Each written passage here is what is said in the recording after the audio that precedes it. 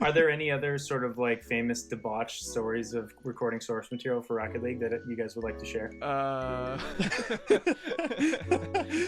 Mike's face, even though it froze.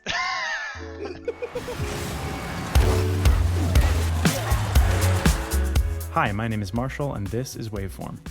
Take a look with me at the list of the top 20 selling games of 2019. 17 out of the 20 games on this list involve controlling a humanoid character that either kills things, plays a sport, or both. The other three are kind of close to that concept as well. Now, this is not necessarily a bad thing. That definition is extremely broad, and a lot of my favorite games in any given year fall into that category. But it is true to say that certain conventions and gameplay loops can become so common that people just take them for granted now. Occasionally, though, a game will come around that popularizes a new kind of gameplay loop, and Rocket League is one of those games. If a studio makes a new first-person shooter, let's say, with gun customization, they may or may not be compared to Call of Duty. But try making a new multiplayer game where you control rocket-powered cars in a giant arena playing soccer without getting compared to Rocket League. It's not going to happen. So how do you design sounds for a game as unique as Rocket League? I had some questions for the audio team at Psyonix, but first, I just wanted to know what each of their favorite sounds in the game were. My favorite sound is the stat events, like goal and epic save and those, because, you know, we've redone so much of the sound of the game at this point, and that's one of the few sounds that has persisted from the very original incarnation of the game. And in that basically states that it was like a really solid design right from the get-go, which is always like a cool, awesome feeling. Oh, 100% the double jump. Yeah, easy. It implies a lot of motion and it's really easy to read. It doesn't like dynamically react to every direction you flip or anything, but just the way that the pipe swoosh layer in it just kind of goes just like, I don't know, it works for me. The one that sticks with me and comes out immediately is probably the ball hitting the force field sound. It's signature, and it's also exactly the tonality of sound that I just love regardless. And so like that's just immediately that sound that it makes is just incredible. the ball is definitely my favorite sound.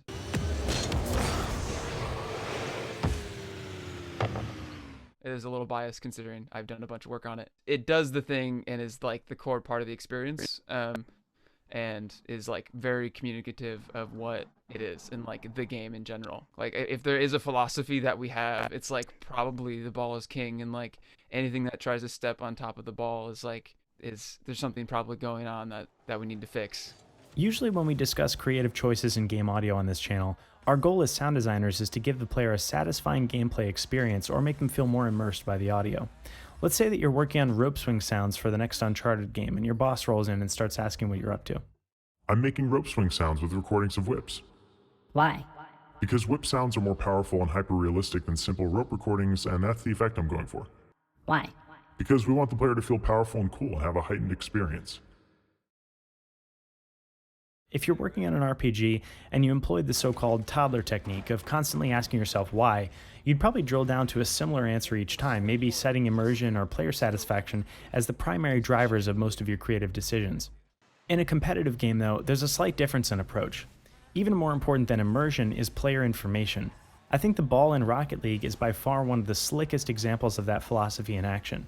At first listen, it may seem to the average player that the ball sounds simple and makes a cool sound when you hit it, but there's quite a bit more going on under the hood.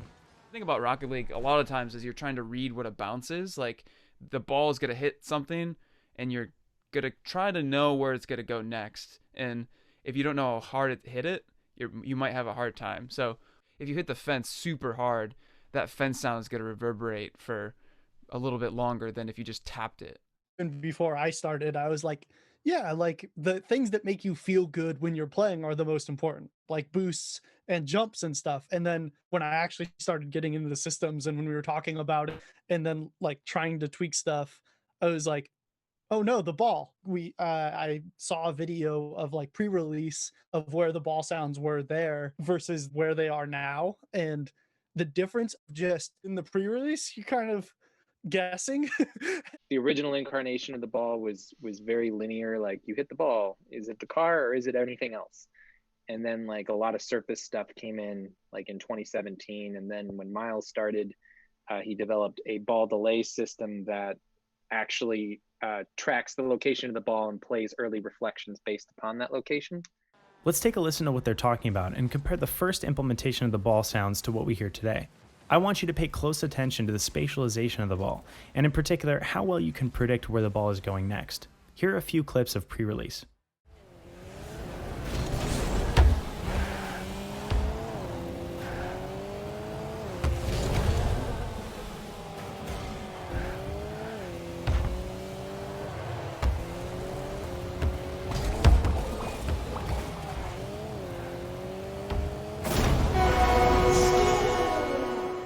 And now take a listen to what the ball sounds like today, again paying close attention to directionality and the movement of the ball.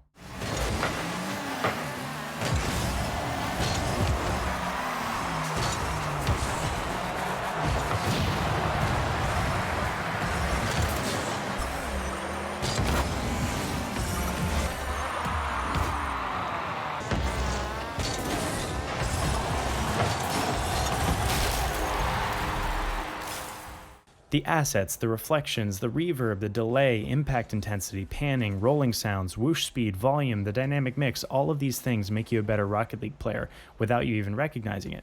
The implementation and the mix of the ball is helping Rocket League to become one of those competitive games that you just can't play without the sound on. It goes even further than just the ball though. At the very highest level of gameplay in Rocket League, pro players are using the audio in the game to do some pretty cool things. Just gonna pop this. Yeah, I had a feeling that'd work. The fake jump. It'd make them kind of panic and go higher than you need to. Yeah, it's for those little like single jumps to fake. It's just like the noise. The noise that it makes when you jump is enough to scare people to do something different. Like that. All I had to do was single jump.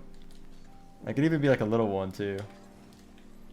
It's enough to make people like react differently than they normally would. In order to pull off what Squishy is doing here, you need to be able to hear the jump sound. That may sound like a trivial thing, but it's actually one of the most deceptively hard things to do in a competitive video game. Imagine this same clip, but the car engines were turned up to double their volume. The jump sound would just be lost in a sea of noise without serious attention paid to the mix. It's pretty common knowledge in game audio at this point that noise is the enemy, which is why everyone pushes for tonal sound designs. But if you really look at like the crux of Rocket League, you know, you're in a stadium with a crowd, which is noise.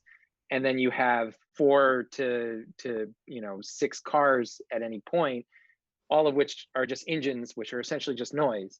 So you just have all these looping noise layers that are not transient information, just constantly bombarding you. And you're trying to pick out location information or useful information in all of that.